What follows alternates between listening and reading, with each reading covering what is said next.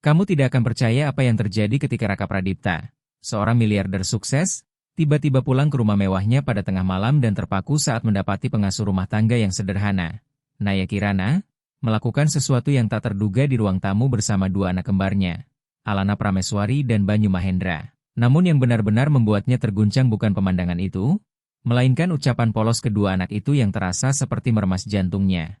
Sebuah rahasia yang terkubur, masa lalu yang disangka sudah tidur, dan kebenaran yang bisa mengubah seluruh hidupnya. Semuanya bermula dari kemah aneh di dalam rumah sendiri. Malam Jakarta masih diguyur gerimis ketika Raka Pradipta menghentikan mobil di depan rumah besar yang sunyi di kompleks elit Pondok Indah. Jam di dashboard hampir menunjukkan pukul 22. Lampu jalan menembus kaca dan memantulkan wajah lelahnya. Dasinya sudah dilonggarkan ketika ponsel di saku bergetar untuk terakhir kali dengan pesan dari asistennya, Dimas Wiratama. Pak Raka Pradipta, laporan keuangan sudah saya kirim, besok kita rapat direksi. Ia menutup ponsel, menyandarkan kepala, memejamkan mata sejenak sebelum turun dan masuk, tetapi semewah apapun rumah itu tetap tak mampu menyembunyikan dingin yang menempel di dinding-dindingnya. Terutama sejak Sari Wulandari, istri Raka Pradipta, meninggal karena kecelakaan hampir 6 bulan lalu. Malam ini ia pulang lebih larut dari biasanya. Sebagian karena pekerjaan, sebagian lagi karena ia tak sungguh ingin cepat kembali. Untuk apa? Jika di rumah itu tawa istrinya sudah hilang dan Alana Prameswari serta Banyu Mahendra seperti belajar hidup dalam sunyi. Ia membuka pintu dengan kunci digital, belum sempat menaruh tas ketika tubuhnya mendadak kaku karena mencium aroma asing seolah ada sesuatu yang terbakar. Ia langsung menegang dan bergegas ke ruang tamu. Namun yang ia lihat bukan asap, melainkan cahaya kuning berkelap-kelip dari lampu camping mini yang diletakkan di tengah. Selimut yang disusun seperti tenda memakai sofa, dari dalamnya terdengar tawa cekikikan. Raka Pradipta terpaku, ia sudah lama tak melihat kedua anaknya tertawa sebebas itu sejak pemakaman selesai. Lalu terdengar suara perempuan yang lembut dan ekspresif, kalau kemah malam harus ada cerita hantu, tapi jangan takut, Naya Kirana di sini. Disusul suara anak-anak, Naya Kirana, cerita balon dong, yang balon merah dan balon biru juga. Raka Pradipta melangkah pelan mendekati tenda, ia melihat siluet Naya Kirana duduk di antara Alana Prameswari dan Banyu Mahendra. Bertiga berselimut dengan mata berbinar seperti sedang menonton film. Alana Prameswari, Banyu Mahendra, panggilnya kaku, kedua anak menoleh, sempat tersentak, lalu hal yang terjadi membuatnya membeku. Mereka berdua berseru serempak, ayah pulang. Ibu Naya Kirana, ayah pulang, Ibu Naya Kirana. Dada Raka Pradipta seakan diremas, sebelum ia sempat bereaksi Naya Kirana sudah menyingkirkan selimut dan keluar, mengenakan kaos sederhana dengan senyum yang masih menggantung. Maaf, Pak, Bapak baru pulang, anak-anak minta cerita, saya lihat mereka senang jadi. Kamu sedang apa? Potong Raka Pradipta dengan wajah keras, suaranya turun, ini rumah saya, bukan tempat kemah. Kedua anak berdiri rapat-rapat, wajah berubah tegang. Banyu Mahendra menggigit bibir, Alana Prameswari menunduk mundur ke sudut tenda. Naya Kirana berkata pelan, maaf, Pak, tapi mereka tertawa.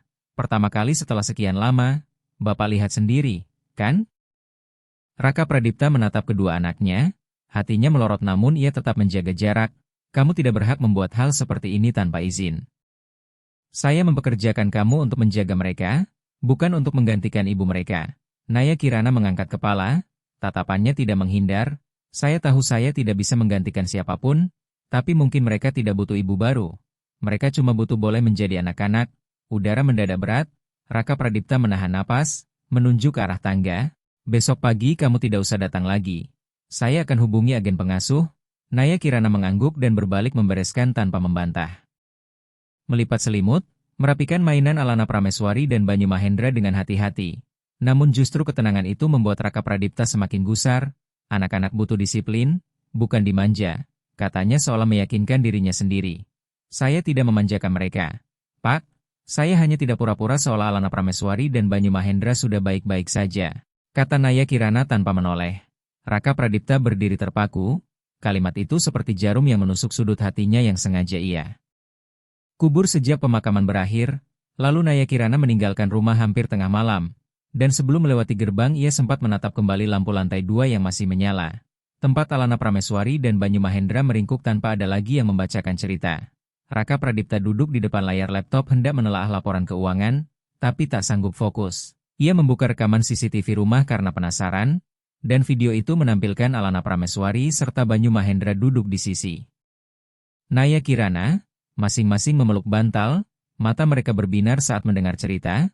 Dulu ada 2 balon, satu merah satu biru. Mereka tinggal di ruangan yang tidak punya tawa, sampai suatu hari seseorang datang dan meniupkan kehangatan. Lalu tawa pun terdengar. Kedua anak itu tergelak saat Naya Kirana menirukan suara balon merah yang mendengus kesakitan karena kebanyakan makan permen. Raka Pradipta membeku, ia melihat mata kedua anaknya menyala terang. Cahaya yang ia kira sudah hilang selamanya, dan malam itu ia sama sekali tidak bisa tidur. Keesokan paginya Naya Kirana kembali untuk membereskan barang sesuai prosedur. Namun begitu masuk ia terkejut mendapati Raka Pradipta duduk di meja makan sedang menyeduh kopi. "Duduk," katanya sambil menuang air panas, "saya belum menelepon agen pengasuh." Naya Kirana mendongak, dan Raka Pradipta melanjutkan, "Saya beri kamu 1 minggu lagi untuk membuktikan bahwa anak-anak membutuhkan kamu karena alasan yang belum saya pahami. Tapi jangan terlalu akrab, jangan sampai mereka salah mengira." "Saya mengerti." Naya Kirana mengangguk, "Saya tidak akan membuat mereka memanggil saya Ibu lagi dan saya tidak akan bikin tenda di dalam rumah." Lalu ia menambahkan dengan polos, "Kalau begitu saya boleh mendirikan cerita di dapur saja?" Raka Pradipta tertegun, ia tidak menjawab, tetapi kopi di tangannya untuk pertama kali setelah berbulan-bulan terasa tidak sepahit biasanya. Di luar, matahari mulai muncul setelah hujan semalam, dan di rumah yang sebelumnya sunyi, bunyi langkah kecil di atas lantai kayu mulai terdengar lagi. Pagi pertama dari masa percobaan, itu dimulai dengan bunyi sendok mengetuk pelan bibir gelas, dapur terang, aroma bubur ayam yang lembut menyebar. Naya Kirana menata mangkuk satu persatu di meja sementara. Alana Prameswari dan Banyu Mahendra duduk manis di kursi dengan mata lekat pada bubur panas yang mengepul.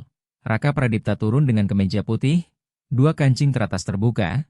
Tatapannya menyentuh Naya Kirana dengan hati-hati seolah takut ada sesuatu yang tidak berkenan luput dari pengawasannya. Ia duduk dan hanya mengangguk sebagai salam. "Selamat pagi, Ayah," gumam Alana Prameswari.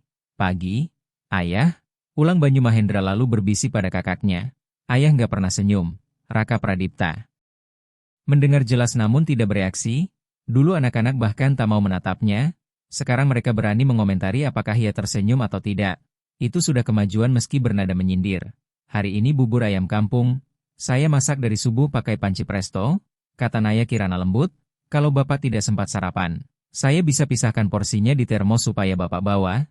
"Terima kasih, taruh saja," jawab Raka Pradipta sambil cepat membalik koran pura-pura membaca. Suasana tampak tenang.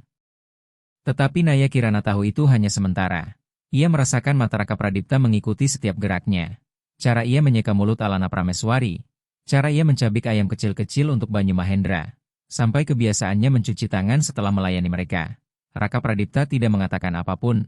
Namun Naya Kirana tahu ia sedang berada dalam pengadilan diam-diam, dengan Raka Pradipta sebagai hakim dan dirinya sebagai terdakwa tanpa gelar.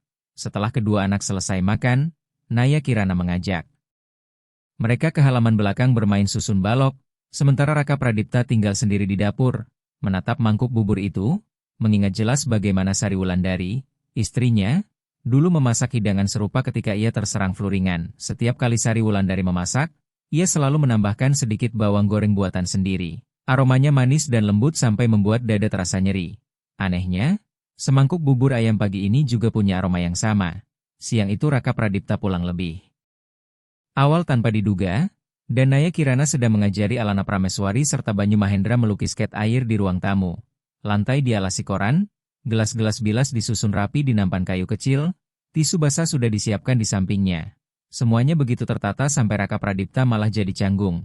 Ia hendak naik ke atas, namun Alana Prameswari memanggil. "Ayah ikut gambar rumah kita."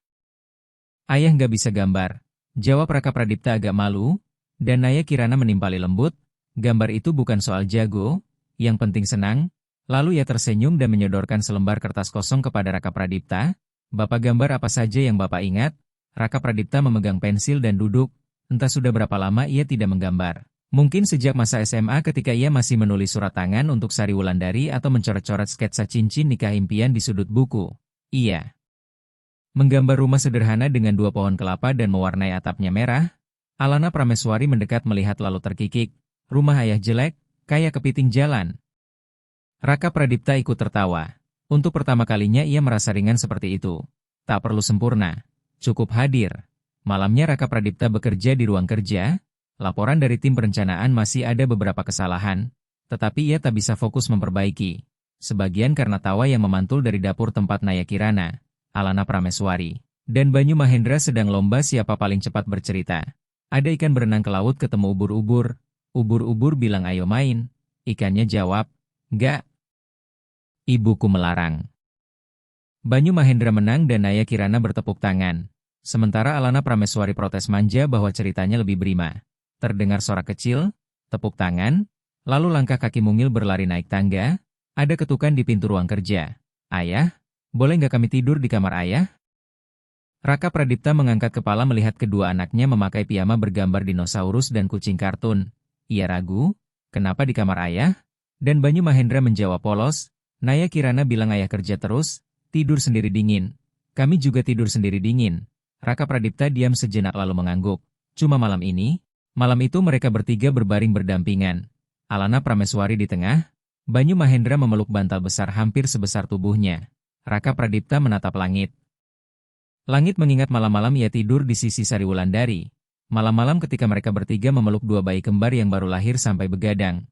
Ia kira semua itu sudah jauh, tetapi hangatnya kini kembali diam-diam. Pagi berikutnya saat Naya Kirana sedang melipat pakaian di ruang cuci. Raka Pradipta masuk, "Saya mau bicara." Naya Kirana berhenti dan berdiri tegak. Raka Pradipta menatapnya, "Kamu pernah jadi guru?" "Iya, guru PAUD. Saya berhenti lebih dari setahun lalu." "Kenapa berhenti?" Naya Kirana terdiam sebentar lalu menjawab lirih, "Keponakan saya, Bimo, tenggelam di kolam belakang rumah waktu saya yang menjaga. Saya tidak bisa memaafkan diri sendiri. Saya pulang kampung dan baru belakangan berani bekerja lagi." Raka Pradipta mengangguk tanpa bertanya lebih jauh, lalu berkata datar, "Saya sudah cek ke agen jasa. Riwayatmu bersih, tapi saya orang yang tidak mudah percaya. Kamu paham?" "Saya paham," Naya Kirana menjawab, dan Raka Pradipta menegaskan, "Saya tidak butuh kamu jadi ibu pengganti. Saya butuh seseorang yang membuat dua anak ini stabil, aman, dan tetap pada batas yang benar." Naya Kirana mengangguk pelan, "Kalau begitu saya akan jadi orang yang menjaga api, bukan menggantikan siapapun, hanya memastikan apinya tidak padam." Raka Pradipta memandangnya dan baru kali itu ia menyadari di balik diamnya ada kekuatan yang tidak kecil. Sore harinya ia menerima email dari guru wali kelas, Bu Rini Hartati, yang menulis bahwa Alana Prameswari dan Banyu Mahendra terlihat lebih terbuka di kelas dan mulai mengobrol dengan teman. Berterima kasih atas dukungan keluarga. Raka Pradipta memandang kedua anaknya yang sedang menonton kartun sambil masih memegang pensil dan buku gambar, dan di dalam dadanya sesuatu bergerak. Sangat halus tetapi nyata. Seolah sebuah persidangan telah ditutup dalam sunyi. Sementara, terdakwa itu pelan-pelan masuk ke hati mereka bertiga. Pagi Minggu, sinar matahari menyelinap lewat jendela kaca besar rumah mewah itu. Pagi itu Naya Kirana bangun seperti biasa. Mengenakan kaos warna krem, rambut disanggul rapi, tangannya cekatan memotong jeruk dan semangka sementara aroma teh melati yang lembut mengepul dari teko di atas kompor. Dapur terlihat bersih dan tertata, tidak berlebihan, tapi setiap detail menunjukkan ketelitian. Naya Kirana bukan tipe yang hadir dengan gaduh. Namun dari hari ke hari kehadirannya merembes ke sudut-sudut rumah dengan tenang dan kokoh. Raka Pradipta turun ke bawah masih memakai baju olahraga, mungkin baru selesai jogging, dan ia tampak sedikit terkejut melihat sarapan sudah tersaji. "Kamu tidak perlu repot begini," katanya sambil mengusap keringat dengan handuk. "Menurut saya ini bukan repot, Pak. Ini cuma sarapan," jawab Naya Kirana sambil menaruh semangkuk yogurt rumahan. "Anak-anak suka rasa stroberi. Kalau Bapak mungkin cocok yang lidah buaya." Raka Pradipta tidak menanggapi. Ia duduk, menuang teh untuk dirinya, dan wangi itu sedikit meredakan ketegangan pekerjaan yang menempel. Ia diam-diam memperhatikan Naya Kirana merapikan, satu persatu tanpa tergesa, tanpa ceroboh, dan tanpa keluhan. Lalu dari ruang tamu terdengar tawa cekikikan. Alana Prameswari dan Banyu Mahendra sedang bermain restoran mini. Mereka menata meja kecil, menaruh gelas plastik dan piring kue-kuean. Di tengahnya ada kertas coretan bertuliskan, "Warung Ibu Naya Kirana. Enak nomor 1. Raka Pradipta melihat tulisan itu dan alisnya mengernyit. Ia tidak berkata apapun, tapi rasa tidak nyaman merambat di dadanya. Ibu Naya Kirana. Padahal ia sudah melarang, padahal Naya Kirana sudah berjanji. Namun anak-anak masih memanggil begitu. Ia paham itu kepolosan, tetapi tetap terasa seperti ada batas yang tersentuh. Raka Pradipta melipat koran dan berdiri, dan Naya Kirana menangkap emosi yang ia sembunyikan. Saya tidak mengajari mereka memanggil begitu, katanya lembut, tapi saya juga tidak bisa memaksa mereka berhenti kalau dari mulut mereka sendiri yang memilih. Raka Pradipta berhenti dengan tangan di sandaran kursi. Mereka butuh pengasuh, bukan pengganti. Saya tidak mau anak-anak saya bingung. Naya Kirana menatapnya lurus, suaranya pelan namun tegas. Bapak pernah bertanya kenapa mereka memanggil saya begitu? Bukan karena saya mirip ibu mereka, tapi karena saya yang ada di samping mereka. Saat makan, saat tidur siang, saat perut sakit, saat butuh pelukan. Raka Pradipta terdiam, ia tak mampu menyangkal. Sejak Naya Kirana datang anak-anak berubah. Makan teratur, tertawa, tidak lagi sunyi seperti patung kecil, tetapi ia belum siap. Bukan karena tidak percaya, melainkan karena ia sendiri belum keluar dari bayang-bayang Sari Wulandari. Sore itu Raka Pradipta pergi menemui mitra bisnis, meninggalkan Naya Kirana bersama Alana Prameswari dan Banyu Mahendra. Lalu Naya Kirana mengajak mereka menyiapkan makan malam bersama. Laksa kepiting, hidangan yang dulu sering dibuat Sari Wulandari setiap akhir pekan. Ibu Naya Kirana, dulu ibu masak mirip ini enggak? Tanya Alana Prameswari sambil mengaduk adonan. Ibu kalian masaknya lebih enak. Naya Kirana tersenyum. Saya cuma belajar mengingat lagi. Siapa tahu nanti kalian yang ajari saya tipsnya. Banyu Mahendra sibuk mengaduk kepiting sambil bercerita tentang kucing tetangga yang ekornya pernah cedera. Mereka bertiga tertawa, dan tawa bening itu mengalir sampai ke halaman belakang saat senja mulai turun. Makan malam itu tidak mewah, tapi hangatnya aneh sekali. Dan ketika Raka Pradipta pulang, ia sudah mencium aroma kuah yang harum sejak dari pintu. Ia masuk ruang makan dan melihat mereka bertiga tertawa sambil mengangkat mangkuk laksa kepiting yang masih beruap. Ruangan itu belum pernah sehidup ini sejak pemakaman. Ayah pulang, seru Banyu Mahendra. Ayah coba. Ibu Naya Kirana masaknya mirip ibu enggak? Raka Pradipta duduk menerima mangkuk dari tangan Naya Kirana. Beberapa saat kemudian ia meletakkan sendok, menatap jauh. Mirip, sangat mirip. Bisiknya, udara membeku beberapa detik. Naya Kirana memilih diam karena ia paham ada luka yang tak bisa dijelaskan. Hanya bisa terasa lewat satu sendok kuah atau sekelebat wangi bawang goreng yang lewat. Kenangan yang tertidur di laci terdalam hati kadang cukup dibangunkan oleh satu hidangan. Malam itu, setelah Alana Prameswari dan Banyu Mahendra tertidur, Naya Kirana naik ke rooftop untuk mengangkat jemuran, dan Raka Pradipta yang kebetulan lewat melihat pintu terbuka lalu melangkah keluar. Anginnya sejuk, katanya pelan. Naya Kirana mengangguk sambil tetap melipat pakaian. Saya sering kesini tiap malam. Lebih tenang, rasanya lebih dekat ke langit. Raka Pradipta menatapnya. Kamu dulu guru, sekarang jadi pengasuh rumah. Apa kamu merasa itu tidak adil? Naya Kirana berhenti, menoleh, tidak marah dan tidak tersinggung. Yang tidak adil itu ketika saya tidak bisa melindungi anak yang saya sayangi. Ketika dia tenggelam dan saya tidak sempat berlari. Sementara pekerjaan ini adalah kesempatan, cara saya memulai lagi, supaya setiap hari saya bisa membantu anak-anak lain tertawa sedikit lebih banyak. Raka Pradipta memandangnya, cahaya lampu kuning rooftop menimpa wajahnya yang miring. Ia tanpa riasan tanpa lipstik, tetapi ada sesuatu yang sangat nyata dan manusiawi di dalam dirinya. Maaf kalau selama ini saya terlalu keras, ucap Raka Pradipta, dan Naya Kirana menjawab lembut, saya tidak menyalahkan Bapak. Orang yang kehilangan keluarga memang jadi tertutup begitu. Saya cuma ingin anak-anak hidup sesuai usianya.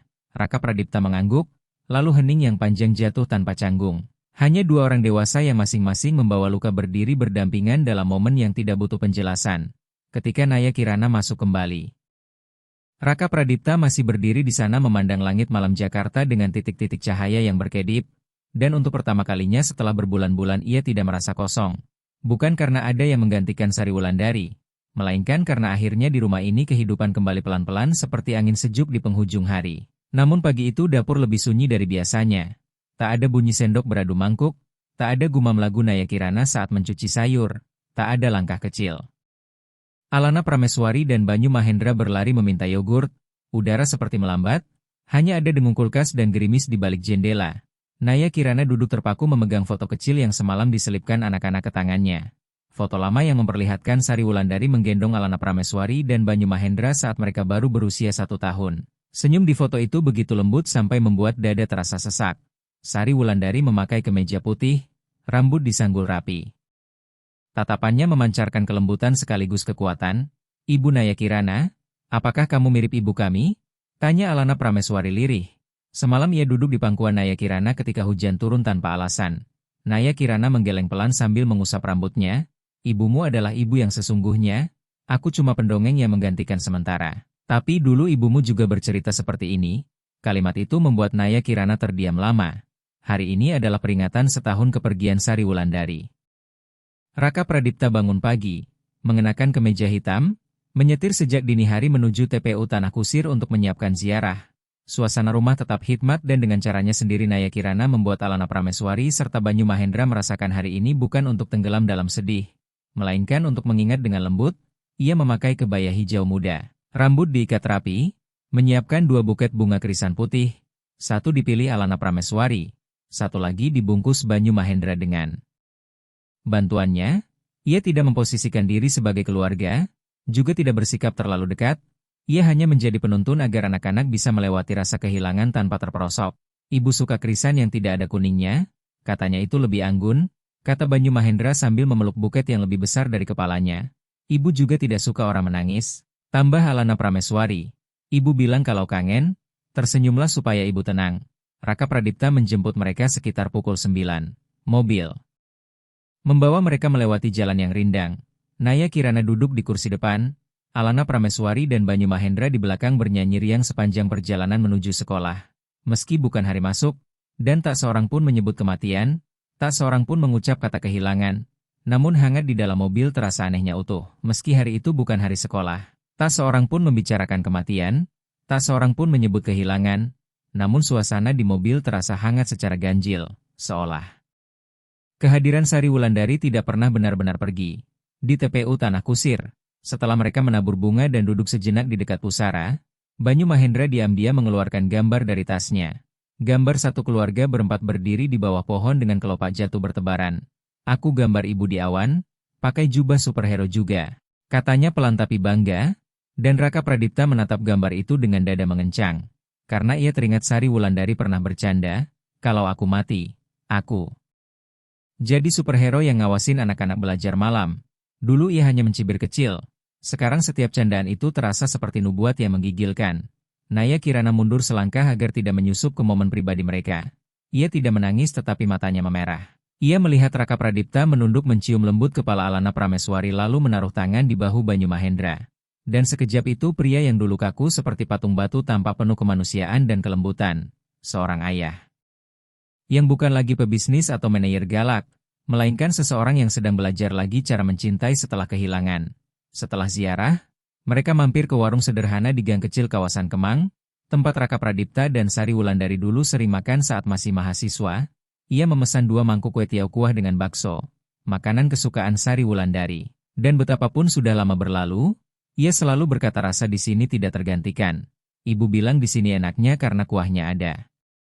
Cerita cinta ayah sama ibu, celetuk Alana Prameswari membuat satu meja tertawa. Naya Kirana ikut tersenyum tetapi sorot matanya sempat merunduk, karena ia melihat terlalu jelas serpihan kenangan perempuan lain masih menyelimuti rumah itu. Dari dapur sampai kamar, dari lukisan di dinding sampai tawa anak-anak, ia tidak iri. Namun kadang di malam sunyi ia bertanya, ia berdiri di mana dalam cerita ini? Sore itu ketika mereka kembali, langit berubah mendung, awan gelap menutup atas. Raka Pradipta naik ke kamar sementara Naya Kirana membereskan perlengkapan ziarah, mencuci piring, dan melipat taplak.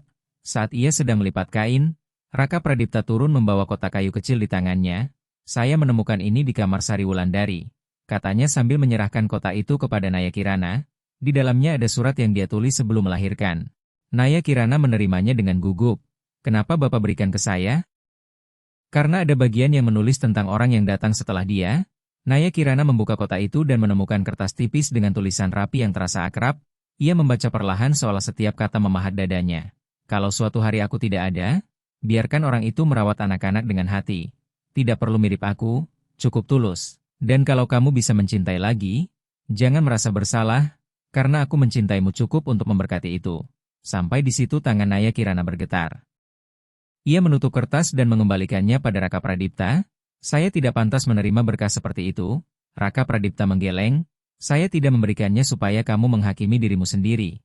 Saya hanya ingin berterima kasih. Karena berkat kamu, anak-anak hidup lagi. Dan saya sedang belajar bernapas lagi. Hujan mulai turun, bunyinya di atap teras seperti ketukan pintu. Naya Kirana berdiri dengan tisu basah masih di tangannya. Raka Pradipta berdiri di hadapannya, bukan lagi tuan rumah yang keras, melainkan pria yang perlahan membuka diri. Tak ada yang menambah kata. Tetapi di dalam hening itu sesuatu yang sangat nyata dan sangat manusiawi diakui. Dan di dapur kecil itu, seolah satu kenangan baru saja ditutup. Bukan untuk dilupakan, melainkan untuk memberi ruang bagi sesuatu yang baru. Sesuatu yang tidak menggantikan namun bisa hidup berdampingan. Sore Sabtu itu pun bermula seperti sore-sore lainnya, tanpa pertanda, tanpa firasat buruk. Saat itu Naya Kirana sedang merangkai bunga di ruang tamu. Gaun pastelnya berkibar pelan terkena angin dari jendela yang terbuka. Sementara Alana Prameswari dan Banyu Mahendra berlari mengitari sofa sambil membawa anjing boneka. Tawa mereka ramai memenuhi rumah. Raka Pradipta berada di lantai atas rapat daring. Dan sesekali suara tegasnya menggema turun seperti potongan besi dingin yang menyela kehangatan keluarga. Sejak tengah hari langit makin muram, awan hitam menggulung, angin mulai datang.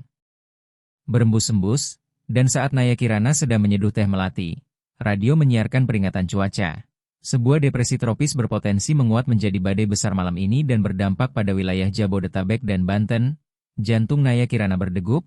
Ia segera keluar mengangkat jemuran dan memanggil Alana Prameswari serta Banyu Mahendra masuk. Ibu Naya Kirana, beneran ada badai? Tanya Banyu Mahendra sambil memeluk bantal erat. Cuma badai kecil, tapi kalian tenang, aku urus semuanya. Naya Kirana mengusap kepala mereka dengan suara stabil.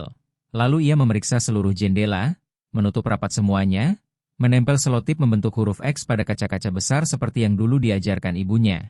Ia mengisi ember-ember cadangan air, menyiapkan lilin dan baterai, serta mengecek lampu darurat. Di kepalanya, semuanya tersusun seperti peta strategi. Tanpa panik, hanya tindakan. Menjelang malam Raka Pradipta turun setelah rapat panjang selesai dan terkejut melihat rumah sudah siap. Kamu yang menyiapkan semua ini? Iya, Pak. Badai datang cepat. Saya tidak mau kita keteteran. Raka Pradipta mengangguk lalu beranjak. Tetapi di dapur ia melihat roti tawar, botol air mineral, dan sebuah kotak P3K kecil tersusun rapi dalam tas tahan air. Kamu mau evakuasi? Tidak, Pak. Tapi kalau listrik padam anak-anak bisa panik, jadi saya siapkan dulu. Raka Pradipta tidak berkata apa-apa, namun ada sesuatu yang menusuk di dalam dadanya. Dulu ia hidup bersama Sari Wulandari yang juga selalu seteliti ini. Dan sekarang ia menyadari ia sudah begitu terbiasa dengan bentuk perhatian seperti ini sampai merasa takut kehilangannya. Badai benar-benar datang pukul 20, angin menerjang keras, hujan menampar kaca, lalu listrik padam dan rumah besar itu tenggelam dalam gelap. Alana Prameswari dan Banyu Mahendra meringkuk di ruang tamu. Naya Kirana menyalakan senter dan menaruh lilin di dalam lentera kaca di atas meja. Cahayanya berkelip memantulkan bayangan di dinding. Raka Pradipta duduk di sudut memeluk bahu Alana Prameswari. Sementara Naya Kirana menyelimuti keduanya lebih rapat lalu menuang air hangat. Kita main cerita sambung. Ya? Katanya keras menyaingi suara angin. Masing-masing cerita satu bagian. Nanti jadi satu cerita utuh. Aku mulai. Banyu Mahendra langsung bersemangat. Dulu ada pohon sangat tinggi. Di puncaknya ada sarang burung emas. Di dalam sarang ada telur yang bisa bernyanyi. Alana Prameswari menyambar. Tapi suatu malam badai, telurnya tertiup angin dan terbang. Lalu Raka Pradipta melanjutkan pelan sampai membuat dua anak dan Naya Kirana tercengang. Naya Kirana menatapnya dengan kilat hangat di mata. Ia tidak berkata apapun, hanya meneruskan. Telur itu jatuh ke tanah, retak, lalu menetas jadi anak burung, tapi ia lupa siapa dirinya. Dan suara cerita memenuhi ruangan saat badai mengamuk di luar. Angin meraung, tetapi di dalam, di bawah cahaya lilin kuning, sebuah keluarga kecil sedang membangun dunia mereka sendiri dengan imajinasi dan kasih. Sekitar tengah malam hujan mulai mereda, semua orang kelelahan. Naya Kirana mengangkat tangan ke dahi hendak memeriksa teras. Ketika Raka Pradipta memanggil lembut, Naya Kirana, ia menoleh. Iya, Pak. Terima kasih. Tidak apa-apa, Pak. Itu memang yang harus saya lakukan. Raka Pradipta menggeleng pelan. Bukan karena kamu menyiapkan rumah menghadapi badai, tapi karena kamu memberi anak-anak kenangan indah saat dunia di luar sedang kacau. Naya Kirana menatapnya lama lalu mengangguk kecil. Kadang ucapan terima kasih yang sederhana justru membawa terlalu banyak makna.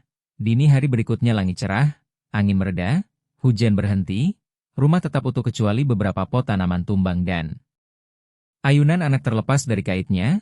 Raka Pradipta keluar ke halaman membereskan. Naya Kirana mengikuti dari belakang dengan tenang menegakkan kursi dan membenarkan pot.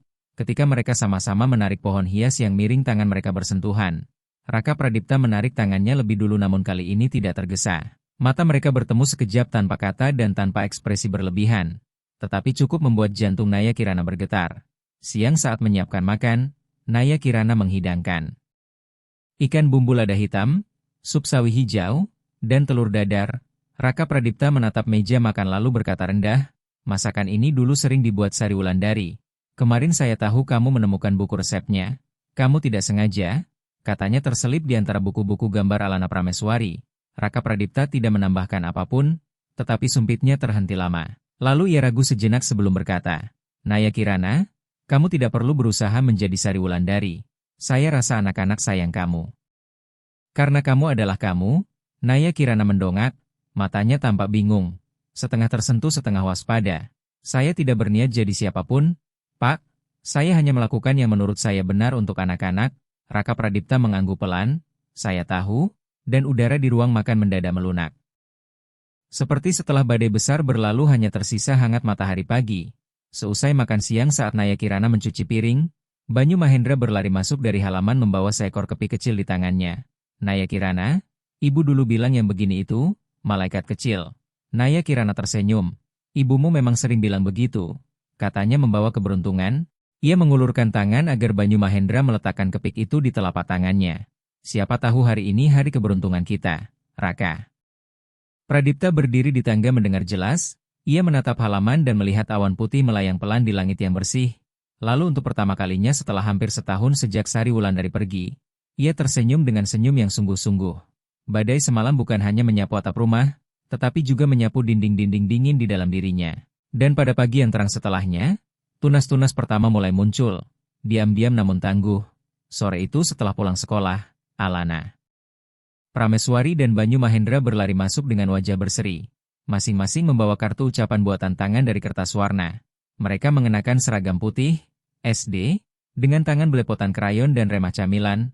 Naya Kirana yang sedang menjemur selimut di balkon mendengar panggilan, "Naya Kirana, kami bikin kartu untuk hari ibu." Naya Kirana menoleh dan jantungnya seperti tersendat. "Wah, bagus sekali. Tapi bukan hari ini?" Banyu Mahendra menjelaskan, "Bu guru bilang harus bikin dulu buat dibawa pulang. Teman-teman yang punya ibu bikin buat ibunya, kami juga bikin buat ibu tapi nggak tahu mau kasih ke siapa. Jadi kami putuskan kasih ke kamu." Alana Prameswari berseru dan menyelipkan kartu bergambar hati ke tangan Naya Kirana. Naya Kirana menerimanya dengan suara serak menahan haru. "Terima kasih, sayang, tapi aku." Namun Alana Prameswari menatapnya jernih dan tulus lalu berkata, "Kamu ibu kedua kami." Kalimat itu merobek dinding yang selama ini Naya Kirana bangun untuk menjaga jarak. Ia memeluk Alana Prameswari dan Banyu Mahendra erat. Air matanya jatuh diam-diam ke rambut mereka yang harum matahari. Malamnya Naya Kirana tidak bisa tidur. Kartu itu diletakkan rapi di bawah lampu tidur. Ia membukanya lagi dan menemukan tulisan rapi Alana Prameswari. "Terima kasih Ibu Naya Kirana sudah masak enak. Cerita, peluk kami kalau takut. Kalau Ibu beneran ada di langit, aku yakin Ibu juga sayang Ibu Naya Kirana." Seperti kami, Naya Kirana mengusap huruf-huruf itu pelan. Hatinya penuh tapi juga gelisah. Ia tahu batasnya dan posisi yang tak pernah ia berani lewati. Namun perasaan ini tidak lagi berada dalam kendalinya. Keesokan harinya saat Raka Pradipta mengantar Alana Prameswari dan Banyu Mahendra ke sekolah, Naya Kirana tinggal di rumah merapikan lemari buku. Saat merapikan beberapa buku lama milik Sari Wulandari, Naya Kirana tanpa sengaja menemukan sebuah kotak kecil terselip di antara dua map. Di bagian luarnya ada tulisan tangan yang dikenalnya. Untuk Alana Prameswari dan Banyu Mahendra kalau ibu sudah tidak ada. Tangan Naya Kirana gemetar saat membuka tutupnya, dan di dalamnya ada kartu SIM lama, selembar surat tulisan tangan, serta secari kertas berisi kata sandi. "Akun iCloud Ibu, Pinhan 200. Naya Kirana terpaku dengan jantung berdegup kencang. Ia teringat ponsel lama milik Sari Wulandari yang masih tersimpan di laci Naka sejak ia pergi. Dan Raka Pradipta tidak pernah membukanya. Mungkin karena takut, mungkin karena tidak berani menatap kenyataan. Naya Kirana menggenggam kartu SIM lama dan catatan kata sandi itu, berdiri lama di ambang pintu ruang kerja Raka Pradipta sebelum akhirnya mengetuk. "Pak Raka Pradipta, saya menemukan ini." Raka Pradipta mengangkat kepala dari meja dengan mata lelah. "Apa itu?" Kartu SIM lama milik Sari Wulandari. Ada juga kata sandi akunnya. Ini disimpan dalam kotak yang jelas-jelas ditujukan untuk Alana Prameswari dan Banyu Mahendra. Raka Pradipta tertegun. Ia menatap kartu itu seperti menatap sesuatu dari masa lalu yang tiba-tiba hidup kembali. Lalu ia mengambilnya tanpa berkata apa-apa, dan Naya Kirana menambahkan pelan, "Saya rasa beliau ingin anak-anak bisa mendengar lagi suara ibunya. Atau setidaknya menyimpan sesuatu." Raka Pradipta tetap diam, tetapi malam itu ia masuk ke kamarnya sendiri, memasang kartu SIM lama ke ponsel lama, lalu masuk akun iCloud memakai kata sandi yang diberikan Naya Kirana. Setelah beberapa kali verifikasi, ponsel bergetar, muncul deretan pesan lama, foto, dan catatan, dan di bagian paling atas ada sebuah rekaman suara berjudul, "Untuk suami dan anak-anakku." Raka Pradipta menekan putar, lalu suara Sari Wulandari terdengar lembut, "Raka Pradipta, kalau kamu mendengar ini mungkin aku sudah tidak ada. Aku tahu kamu akan keras kepala, dingin, dan menyalahkan diri sendiri. Tapi tolong hiduplah juga untuk bagianku. Beritahu Alana Prameswari dan Banyu Mahendra betapa ibu mencintai mereka. Dan kalau suatu hari ada seseorang masuk ke hidupmu dan membawa tawa untuk anak-anak, jangan usir dia, bukalah hati. Karena aku tidak akan pernah cemburu pada orang yang membawa bahagia untuk kalian bertiga." Raka Pradipta menunduk ke meja. Ia tidak tahu berapa lama ia menangis, tetapi untuk pertama kalinya setelah setahun, ia benar-benar menghadapi kehilangan tanpa bersembunyi. Pagi berikutnya ia memanggil Naya Kirana ke halaman belakang.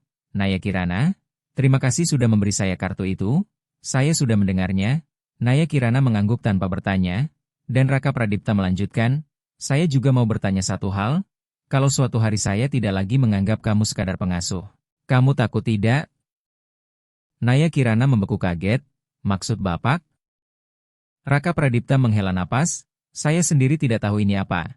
Saya hanya tahu setiap kali saya melihat anak-anak tertawa karena kamu, dada saya terasa lebih ringan. Ketika kamu sakit saya ikut tidak enak, dan saya tidak ingin memanggil kamu, orang rumah, lagi. Saya ingin memanggil kamu keluarga." Jantung Naya Kirana berdebar keras. Ia tidak pernah membayangkan akan mendengar itu. Apalagi merasakan bahagia sekaligus cemas seperti sekarang. "Saya tidak tahu apakah saya cukup berani masuk ke keluarga yang dulu pernah utuh. Saya takut jadi bayangan Sari Wulandari." Raka Pradipta menatapnya mantap. "Kamu tidak perlu mirip beliau. Kamu adalah kamu, dan anak-anak mencintaimu dengan cara mereka sendiri." Lalu Raka Pradipta menggenggam tangan Naya Kirana, untuk pertama kalinya bukan karena keadaan, bukan karena tanggung jawab, melainkan karena hati. Tepat saat itu Alana Prameswari dan Banyu Mahendra berlari keluar dan memeluk mereka berdua. "Ayah! Ibu Naya Kirana. Kami sudah buka ponsel ibu. Ada video ibu ngajarin bikin kue. Ibu bilang kalau kami bisa, ayah harus habisin semuanya." Dan mereka berempat tertawa bersama di bawah matahari pagi.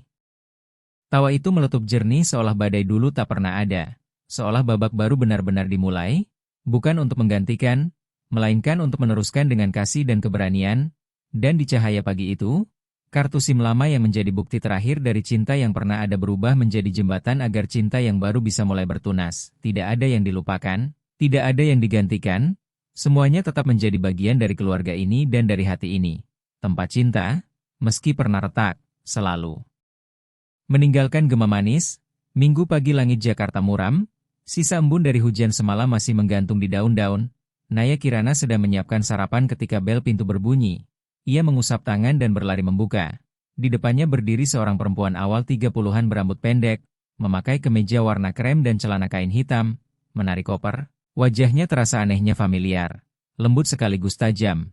"Saya Ratih Hanggrani, adik Sari Wulandari," kata perempuan itu, dan Naya Kirana terpaku, karena selama lebih dari setahun Raka Pradipta tak pernah menyebut keluarga pihak istri, apalagi mengatakan bahwa Sari Wulandari punya adik. Naya Kirana buru-buru mempersilakan Ratih Hanggrani masuk, menuang air minum, lalu memanggil Raka Pradipta. Saat Raka Pradipta keluar wajahnya pucat. Matanya menatap iparnya dalam diam seolah kenangan lama serentak bangkit. "Kenapa kamu baru pulang?" tanya Raka Pradipta lirih. "Aku baru selesai program doktor di Australia. Aku terlambat sekali. Dapat kabar kalau Kak Sari Wulandari sudah pergi. Aku kirim email dan telepon kamu berkali-kali tapi tidak ada jawaban." Raka Pradipta memalingkan wajah. "Aku kira kamu tidak mau berhubungan lagi setelah pertengkaran kita dulu." Ratih Hanggrani duduk, sorotnya melunak. "Aku marah pada Kak Sari Wulandari, bukan karena dia memilih kamu, tapi karena aku merasa ditinggalkan. Tapi aku tidak pernah berhenti menyayangi kakakku. Udara di ruang tamu berat, lalu Alana Prameswari dan Banyu Mahendra berlari turun, melihat orang asing mereka mendadak berhenti. Mereka sudah besar sekali, bisik Rati Anggrani dengan mata berkaca. Kamu siapa? Tanya Alana Prameswari. Naya Kirana menjelaskan lembut, dia adik ibu kalian. Kedua anak menatap Rati Anggrani lekat, lalu Banyu Mahendra bertanya hati-hati. Kalau begitu kamu itu apa buat kami? Rati Anggrani mengangguk dan merentangkan tangan. Dua anak itu ragu sekejap lalu berlari memeluknya.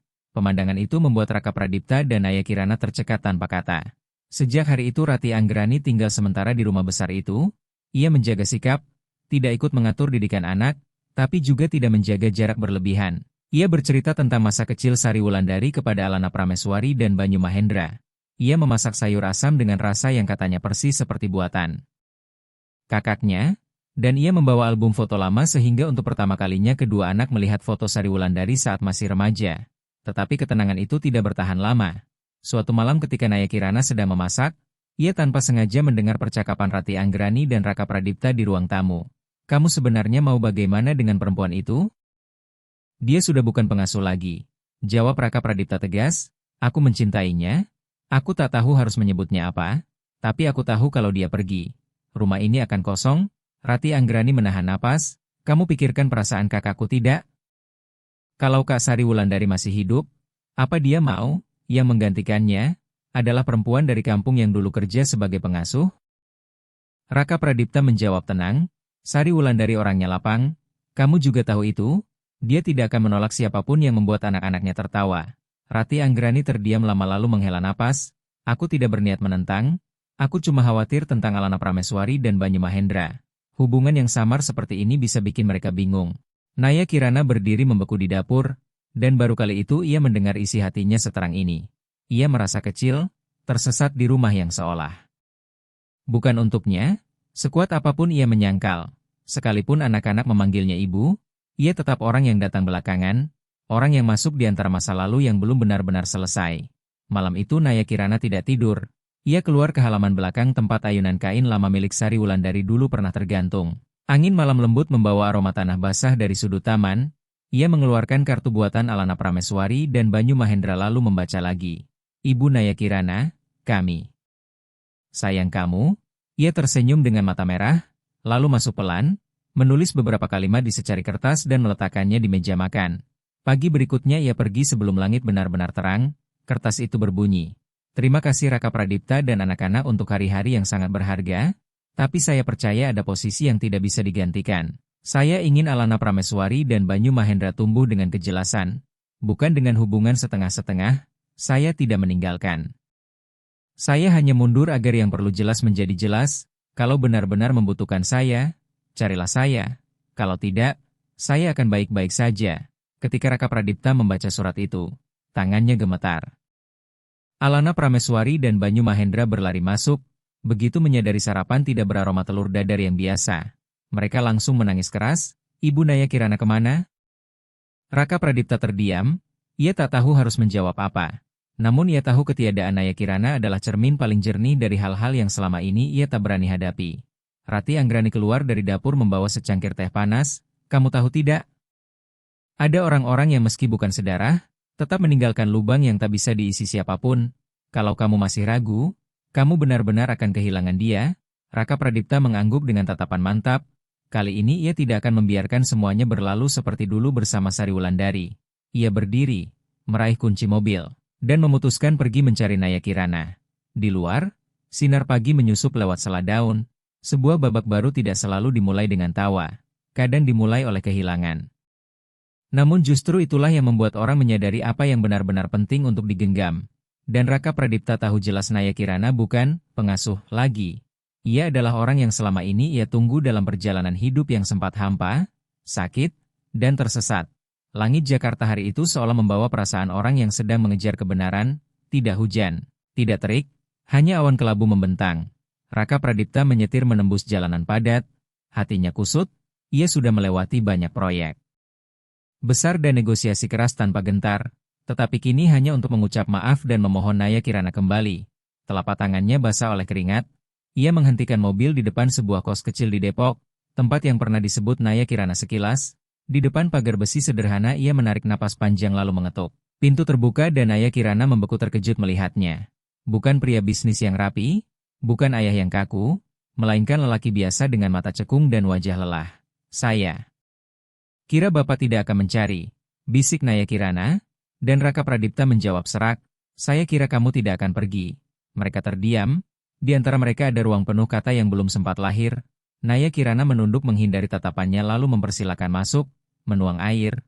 Kamar kos itu kecil namun bersih, sederhana. Dengan aroma lembut lavender yang terasa familiar seperti wangi yang dulu sering mengisi kamar anak-anak tiap malam. Kenapa Bapak tahu saya di sini? Tanya Naya Kirana. Raka Pradipta menatapnya. Saat kamu menerima pekerjaan ini, kamu menulis alamat sementara di berkas, saya menyimpan fotokopi semuanya. Naya Kirana menahan napas. Saya kira Bapak hanya melihat saya sebagai orang rumah. Itu yang dulu saya pikir, jawab Raka Pradipta. Tapi sekarang tidak. Ia meletakkan gelas, menatap lurus. Saya datang karena saya tidak sanggup dengan rumah yang kosong. Anak-anak menangis tiap malam, dan saya merasa seperti orang asing di hidup saya sendiri. Naya Kirana diam. Ia tidak tahu harus berkata apa. Hatinya senang sekaligus takut, karena ia mengerti cinta saja tidak cukup kalau seseorang masih hidup di bawah bayang orang lain. Bapak harus tahu, saya tidak bisa menggantikan Sari Wulandari. Ucapnya pelan, saya bisa mencintai anak-anak sepenuh hati, tapi saya bukan ibu mereka. Saya bisa ada di dekat Bapak, tapi saya bukan beliau. Saya punya luka saya sendiri. Raka Pradipta mengangguk, lalu berdiri mendekat. Saya juga punya luka. Siapa yang tidak? Tapi ada satu hal yang saya pelajari sejak kehilangan Sari Wulandari. Luka tidak harus hilang dulu baru bahagia bisa mulai. Cukup ada seseorang yang berani menaruh tangan di atas luka itu dan menerima. Naya Kirana menatapnya lama. Ia teringat hari-hari pertama masuk rumah besar itu saat ia hanyalah orang asing. Lalu hari demi hari berlalu dengan tawa. Malam-malam dongeng. Dan saat-saat ia mengoleskan minyak hangat ketika anak-anak demam. Ia bukan sekadar pengasuh lagi. Ia sudah menjadi bagian yang tak tergantikan. Saya butuh waktu, katanya lirih. Bukan karena saya tidak percaya. Tapi karena saya harus yakin ini pilihan karena cinta. Bukan karena kekosongan. Aku siap menunggu. Jawab Raka Pradipta tanpa ragu. Tapi jangan sampai anak-anak merasa mereka kehilangan satu orang lagi yang mereka cintai. Naya Kirana mengangguk. Ia tidak berjanji apa-apa, namun sorot matanya sudah melunak. Raka Pradipta tersenyum lalu mengeluarkan sebuah sapu tangan dari saku. Sapu tangan yang dulu Naya Kirana bordir nama Alana Prameswari dan Banyu Mahendra di sudutnya dan sempat hilang beberapa minggu. Aku pikir kamu harus ambil lagi, karena anak-anak masih memeluknya. Setiap malam saat tidur, mereka butuh kamu. Sore itu juga Naya Kirana ikut Raka Pradipta pulang. Bukan dengan status yang jelas, melainkan seperti seseorang yang sedang belajar kembali pulang, belajar memaafkan, dan belajar mencintai dalam bentuk yang baru. Begitu pintu terbuka, Alana Prameswari dan Banyu Mahendra langsung berlari menubruk memeluknya. Ibu Naya Kirana. Kamu balik, seru Banyu Mahendra dengan mata berkaca-kaca. Aku tahu kamu gak bakal ninggalin kami. Naya Kirana memeluk mereka berdua sambil terisak, dan seluruh ketakutan, rasa kecil hati, serta tembok yang terasa tak tertembus tiba-tiba runtuh di dalam pelukan anak-anak. Ratih Anggrani keluar dari dapur. Melihat pemandangan itu ia tidak berkata apapun, hanya mengangguk pelan pada Naya Kirana. Dalam tatapan itu ada penerimaan, tidak mudah, tetapi tulus, malam itu, untuk pertama kalinya.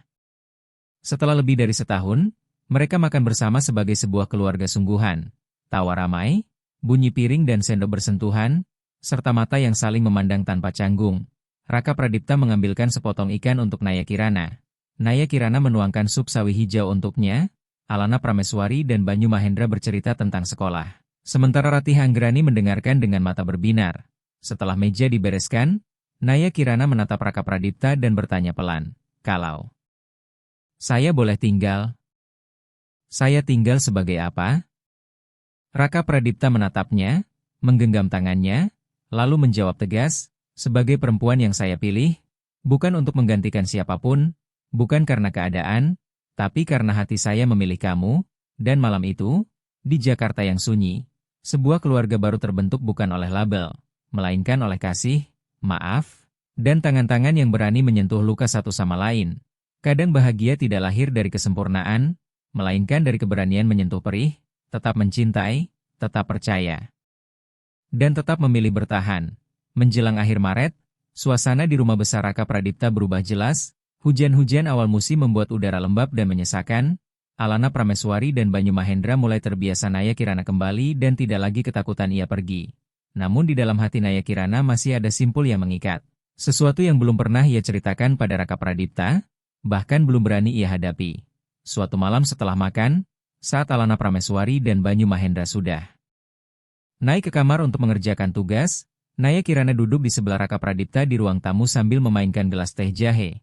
Saya mau cerita satu hal, sesuatu yang selama ini saya kubur. Kalau setelah mendengar ini Bapak berubah pikiran tentang saya tidak akan menyalahkan Bapak. Raka Pradipta menoleh dan mengangguk pelan. Saya pernah punya anak. Kalimat itu membuat udara seperti membeku.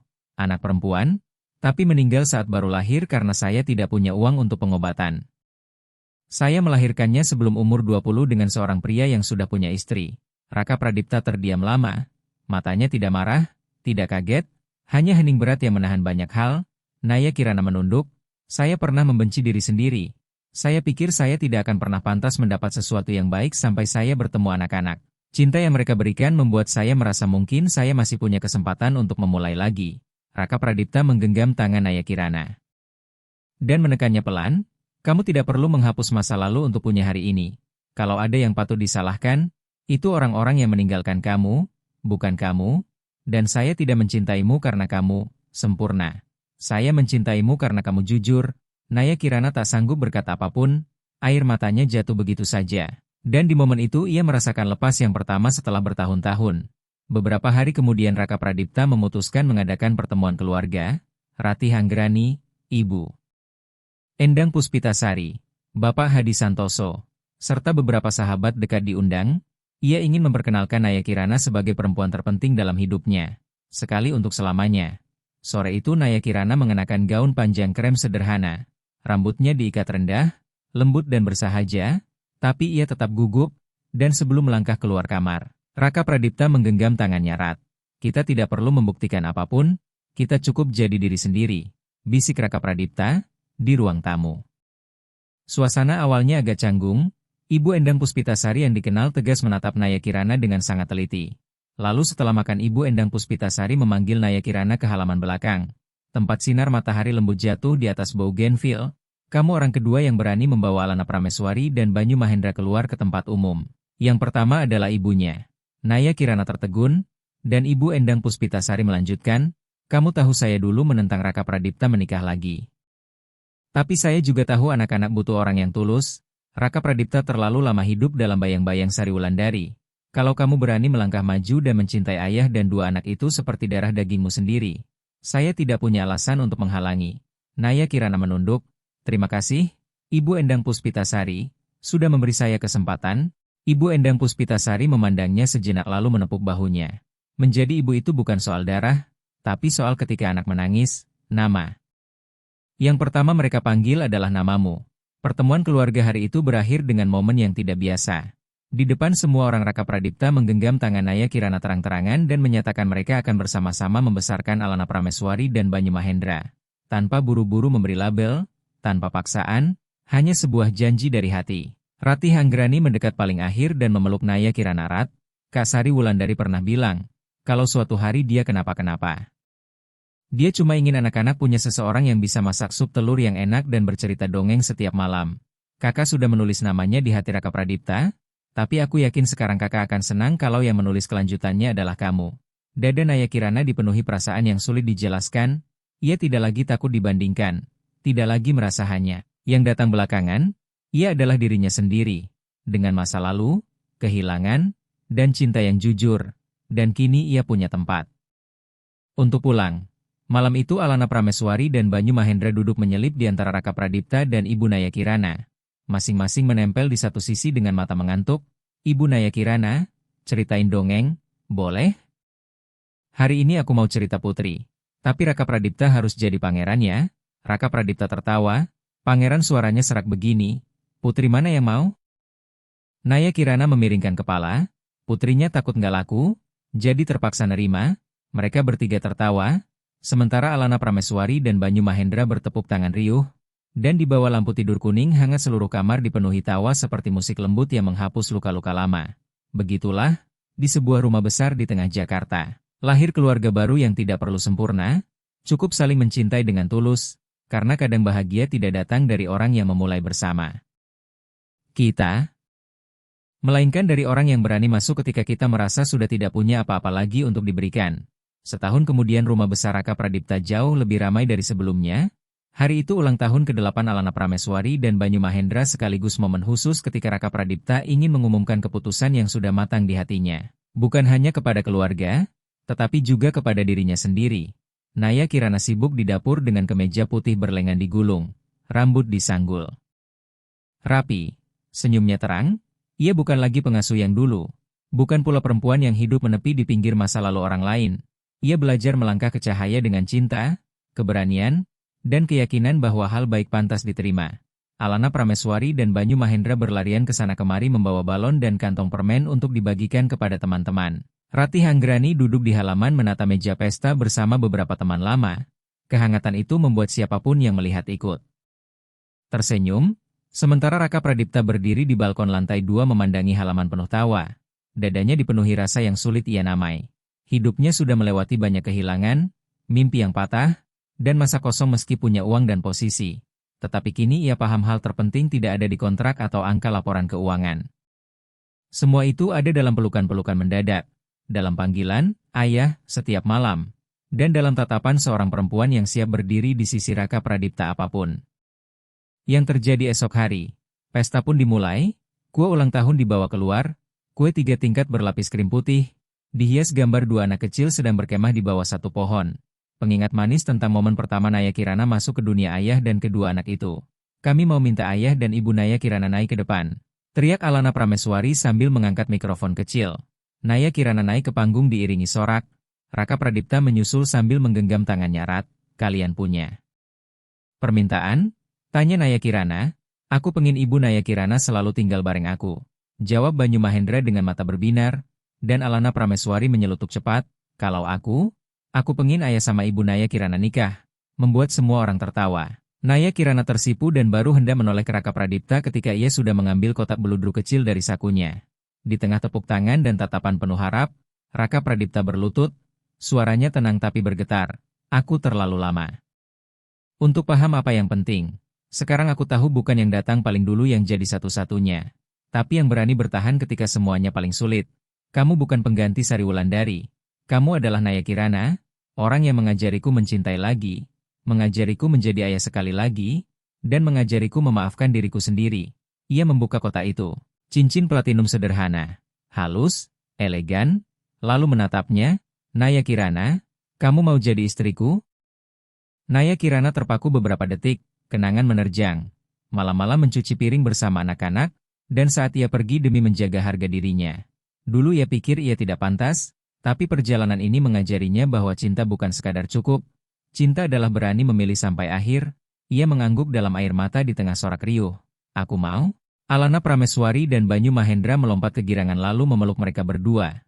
Musik mengalun, balon-balon dilepaskan ke langit, dan pada momen itu semua ruang kosong terasa penuh oleh cinta, oleh maaf, dan oleh sebuah keluarga yang benar-benar hidup.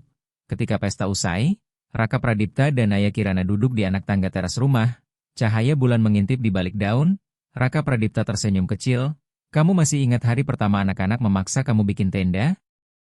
Ingat, jawab Naya Kirana. Aku hampir nolak, tapi entah kenapa aku malah mengangguk.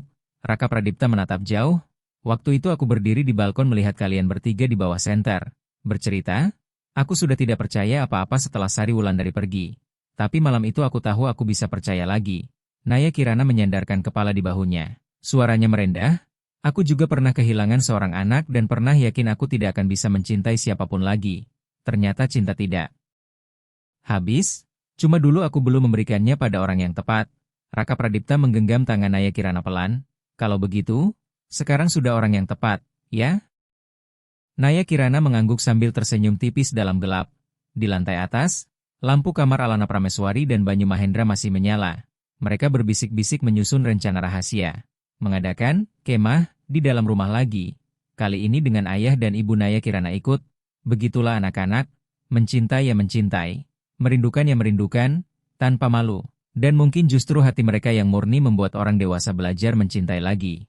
Malam itu, api kecil dari kemah pertama dulu masih menyala, bukan lagi di tenda selimut di ruang tamu, melainkan di hati orang-orang yang pernah kehilangan dan tersesat, lalu menemukan satu sama lain lewat cinta yang tulus, dan begitulah sebuah bab baru dimulai, tanpa gegap gempita, tanpa kemewahan, hanya dengan 3 kata sederhana, kita adalah rumah.